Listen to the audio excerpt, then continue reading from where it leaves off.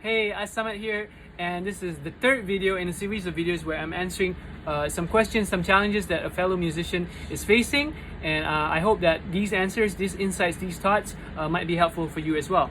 So the person said, I've always struggled with coming up with innovative ways to reinvent chords that everyone's heard before, as well as my rhythm in my music. So I want to just give, this video is probably going to be a little bit shorter than the rest, but the point is this, is something I learned from my one of my professors, Steve Roshinsky in Berklee College of Music. He said, twisting the familiar. Twisting the familiar means you take something that's ordinary and you find one way of making it slightly different. For example, you could take a chord progression, A minor, C, G, E maybe, A minor, C, G, E. And all you do is change one of the chords. Maybe instead of A minor, C, G, E, you might do A minor, C, G over B, E over B, for example. Change it into inversions. Or you might do A minor at 9, C major 7, G at 9, and then E sus 4.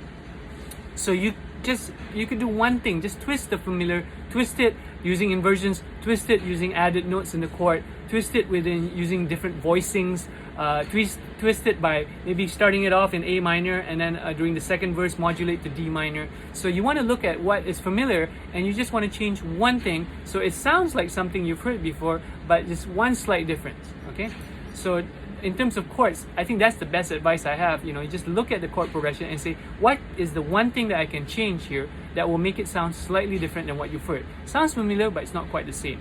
Number two, talking about rhythm, I always would say listen to rhythmic music, like really rhythmic music, and try to listen to music that is not the main style that you listen to. So if you listen to singer-songwriter music, check out rock music, or if you listen to rock, check out K-pop. If you like Blackpink, maybe check out like traditional Korean folk or something.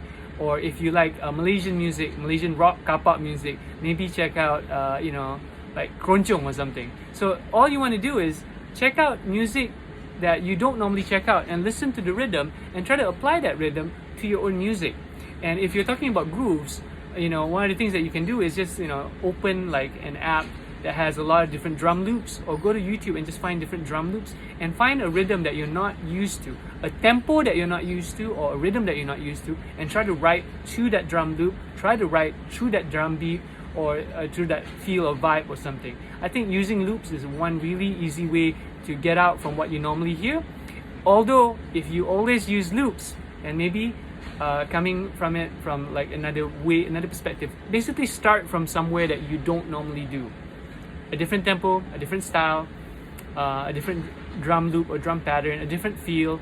Go use something as a building block, something that you don't normally use, and you might sound really awkward. It might be so cringe that you're like, why am I even doing this? I have no talent. This is horrible. It's okay. The point is that you want to get out from your box, from your comfort zone, so that you can write something different. And over time, you'll get better at it and you're going to have more fun because it's going to be slightly different than before. Real life example. Recently, I started using this app called BandLab. BandLab is an app from a Singaporean company. In fact, the guy who owns the company was one of my former guitar students years and years ago. But point is, the BandLab, the actual app is actually interesting because it's a free app.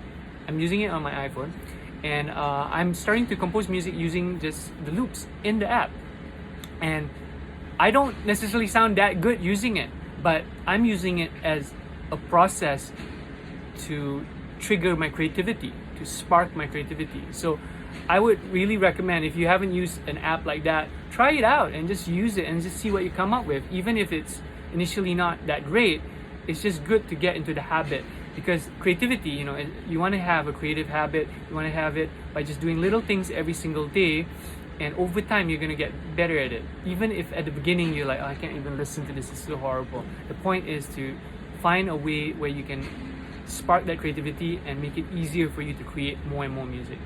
Easier said than done, I know. Even I fail at it most of the time, but that's what I would suggest. So I hope that helps you out. And this is the third video in the series. If you haven't watched video 1 and video 2, make sure you watch it. And I just want to say that I started a program called Coaching Kerjaya Muzik. It's a music career coaching program.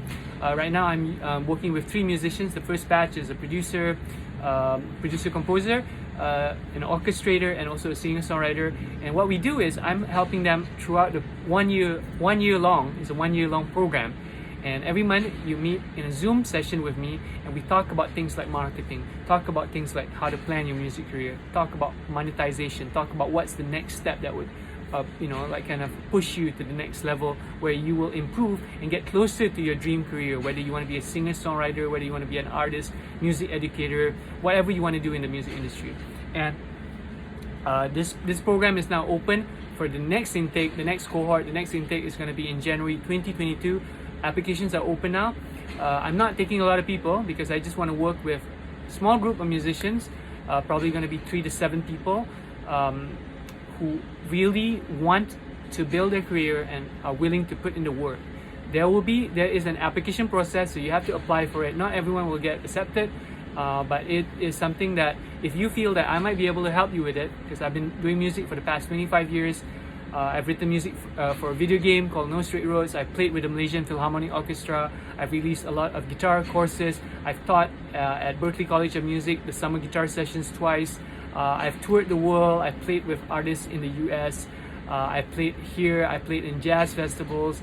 I've written ebooks about jazz. I've done a lot of different things over the years. And the past few years, I've been focused on how to help musicians build a career where you could make money and make a living from it, so you don't have to do a job that you don't like, and you can just focus on your music career. And part of that means understanding social media, understanding the digital economy, the creative economy, understanding how you make a living out of this, how do you plan your career, and how to not get stuck in the weeds where you get lost and do things that don't really help you out. So if this sounds like something interesting, send me a message to get the link to the application. It's not for everyone, but if you think that we might be able to do something together, if you think that I might be able to help you out, send me a message. I'll send you the application and we'll see how it goes.